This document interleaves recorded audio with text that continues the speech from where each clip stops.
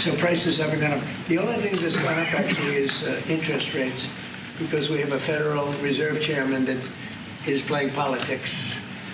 Somebody that I've never been very fond of, actually. But he's playing politics. Interest rates should be down now. They should be coming down. In Europe, as you know, they reduced them, but our guy wants to play cute. All right, playing politics. He sure has a point on that one. Joining me now is my great friend, Charles Payne, host of Making Money right here on Fabulous Fox Business. Charles, all right, what do you think about this whole story with Jay Powell? He took a big hammer from Trump. My segment earlier went after him. I think Powell was extremely disrespectful to the president yesterday, regardless of one's opinion about the direction of race. But what does Charles Payne think? No, I agree. The shot across the bow, as soon as that went through, I went on X.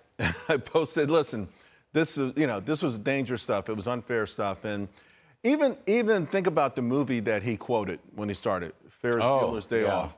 Remember, that's the movie that also has the famous Hawley Smoot, instead of Smoot Hawley, Hawley Smoot scene with Ben Stein. Wow. Right? And what did it lead to? The Great Depression. Like, it was like he knew what he was doing. He knew what he was doing. He was completely, but what's frustrating about it is that the FOMC, it was pretty obvious to me that he was the one, the outlier, who thought, okay, there's much ado about, I wouldn't say nothing, but too much focus on inflation and tariffs. It'll be a one-time price hike, and then listen, we know what's going to happen.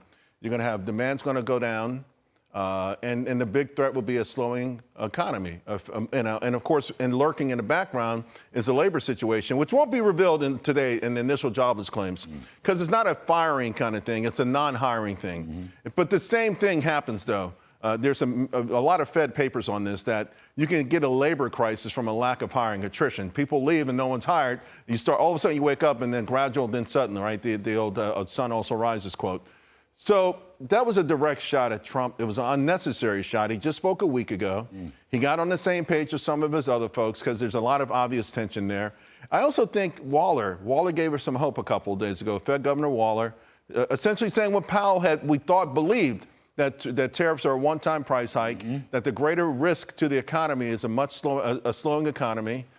And it looks like he wanted to throw cold water in that as well. And it's just not a good look. It really is not a good look. And that soundbite you played when President Trump was talking about the EU, he should have also added that Mexico and Canada, we're battling these folks right now. They're getting help from their central banks to be more competitive in this sort of, we're trying to get our footing. We're fighting everyone at the same time for fair trade. We want free trade. We just want it to be fair and smart. Well, so I thought that Powell's original idea was to keep his powder dry, okay? And he had made statements at that press conference, I believe it was his last press conference, and he tread lightly on it. Yesterday, he tread very heavily. He did. And again, not only did he seem to exaggerate the inflation and the recession risks, which was new information, and the market sold off, the Dow sold off 400 or 500 points right there. But again, I come back to this view. Jay Powell's not a trade guy.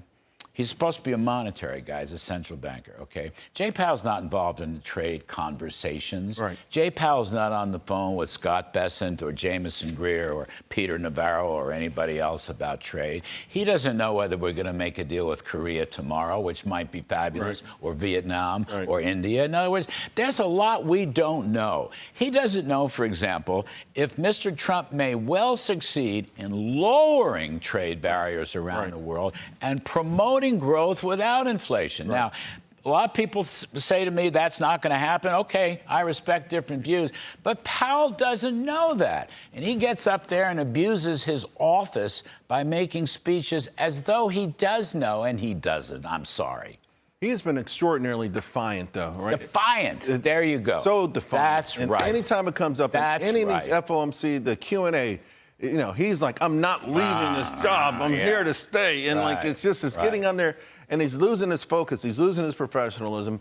And yet we don't know what's going on, but we're all semi-intelligent to the point where we know, Bessent gave us the playbook. We're going to start at extraordinary high levels. and work our way down. It's a negotiating thing. By the way, it should speed up the negotiations because it's so painful, they're so onerous, there won't be time for your typical, hey, we'll meet in Paris, and then 3 months later we'll meet in Geneva, and then 4 months later. No, it's so painful for everyone involved that there's an impetus on getting to a deal now rather than waiting for all sides to come to the table. You know, one of the stories that wasn't reported yesterday, China changed their negotiator. Yes. And when I'm reading the story, this guy was known for being really too hard, too rough on the counterparties. Like, in other words, they got rid of the hardline guy. So, yeah, you've got all kinds of rhetoric coming from different people who aren't officially involved. But the guy in China who's officially going to be the head negotiator, they got him out of there because he is too confrontational. They want to make a deal. There's no doubt about it. And so there's things that all these countries do for public consumption, their own public, particularly President Xi. By the same token, though, they're working toward trying to get the advantages here, right? I mean, we're battling. The Fed should be on our side. Oh, good. It should be on our side. Yes, because the other central banks are on their side. What if Trump is right? That's all I'll say. Yeah. What if Trump is right? He may well be. And Charles, he was right on Space Force when they laughed at him. He was right on a million things. Tax cuts, deregulation, the first time around, Space Force, a good example. Charles, I'll meet you in Paris, and then we'll go on to Captain Antibes together. Sounds just good. The two of us. Leave the wives at home. Oh my goodness, the great Charles Payne. Please be sure to tune into Charles's town hall, Making Money, Unbreakable Investor, the next generation. That's Thursday, April 24th at 2 p.m. Eastern, right here on Fabulous Fox Business. You can get free tickets to join the audience by visiting the website on the screen. I guess it's going to be on the screen. Charles, thank you. You're a prince for doing this.